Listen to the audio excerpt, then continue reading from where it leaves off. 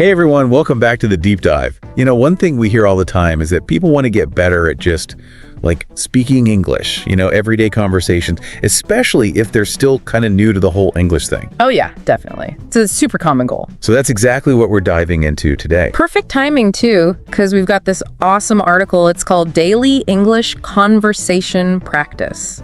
50 Useful Topics for Beginners. It's from Fast Info Class. Oh, right.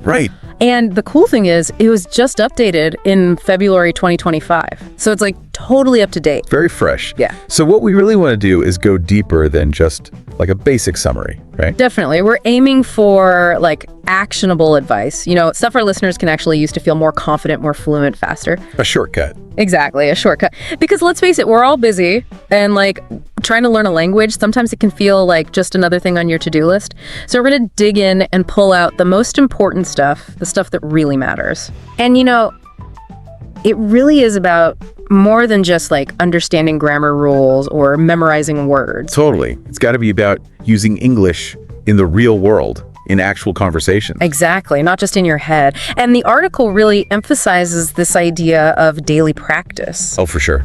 Daily practice is key. But I like how they go beyond just saying, do it every day. They actually explain why it's so crucial. Yeah, they go deep into the benefits. It's not just one thing. It's a whole bunch of improvements happen all at once. So they talk about how it helps you apply what you've learned, right? Those grammar rules, the vocabulary. Yep, it's about taking it from the textbook and putting it into practice. Making it real. Exactly, making it real. And that's how it sticks.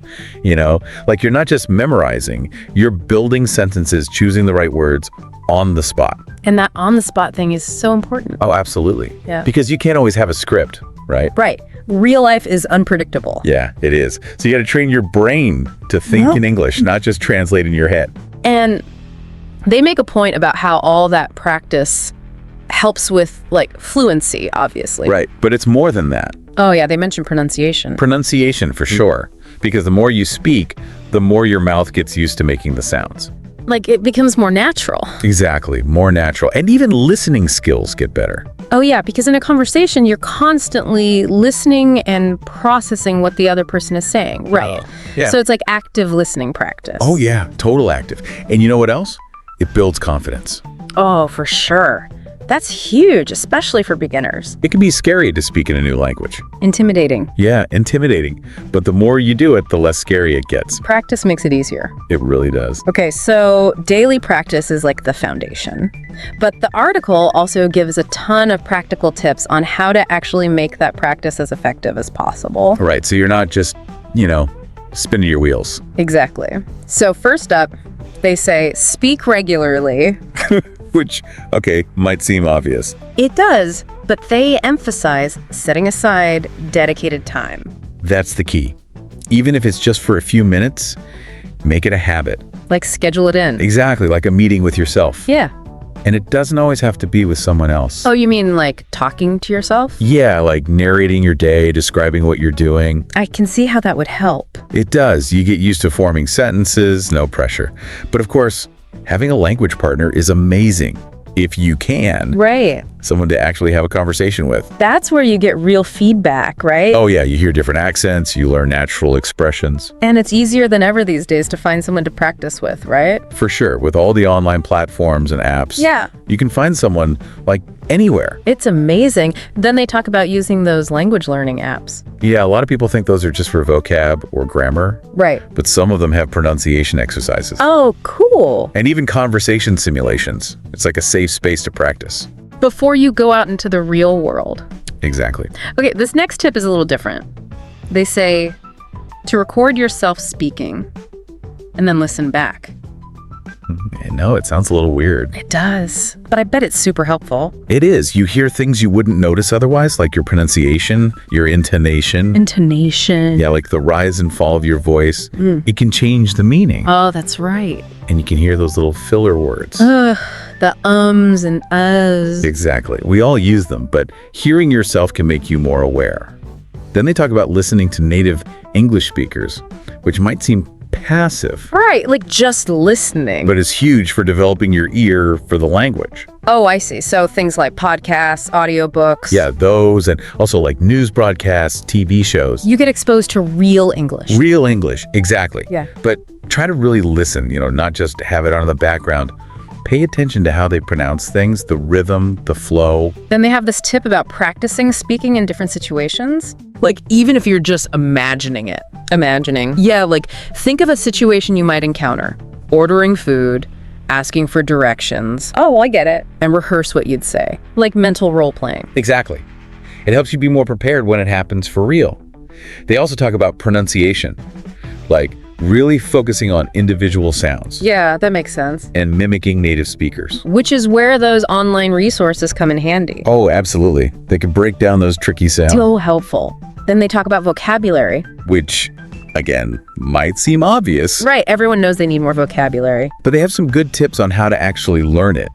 Like, not just memorizing lists. Oh yeah, that's never fun. It's not. They say to learn words in context. Like when you're reading, see how a word is used in a sentence. That makes more sense. Right. And then try using it yourself. And, flashcards can help. Or those vocab apps. Exactly.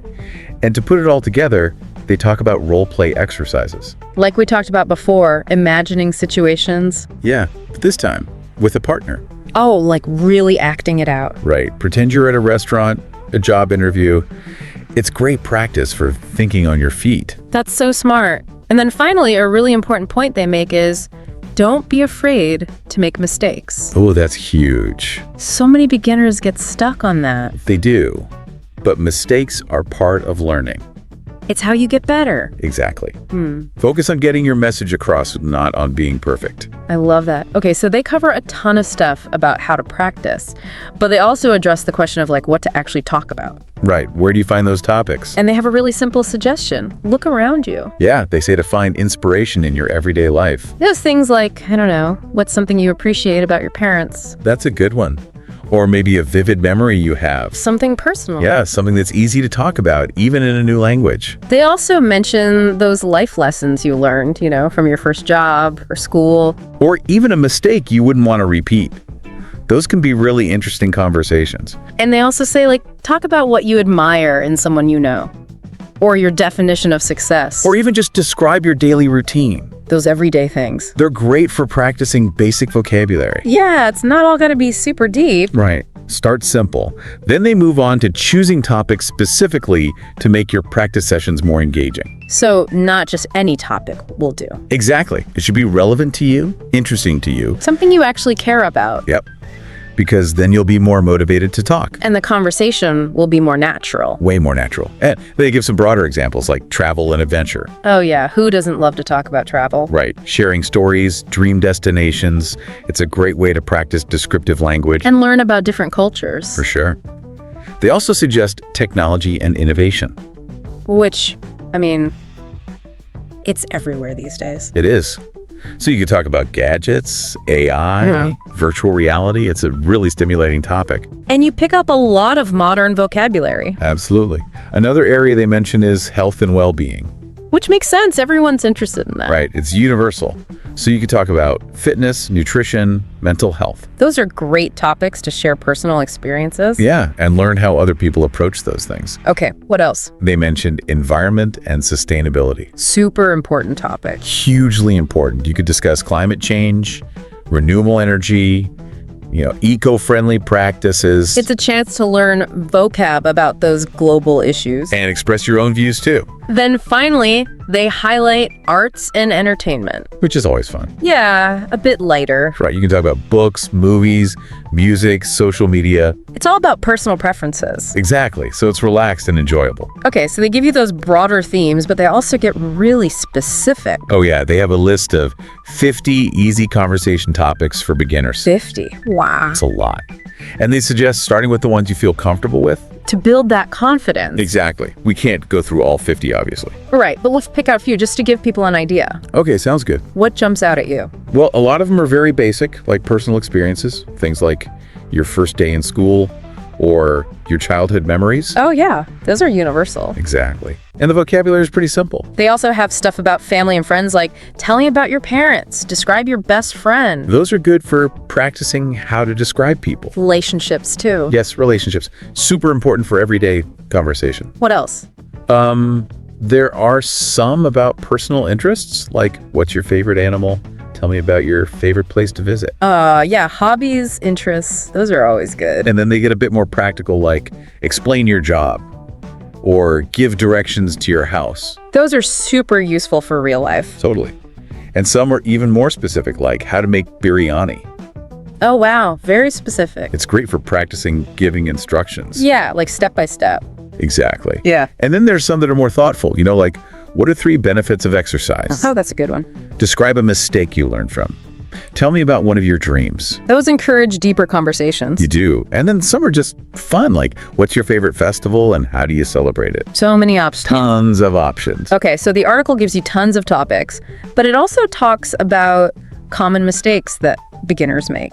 Right. Things to watch out for. Exactly. So first up, overusing filler words. Oh, yeah, we all do it. But they say you want to try to minimize those and likes. It makes you sound more fluent, more confident. Practice pausing instead of filling the space. Exactly.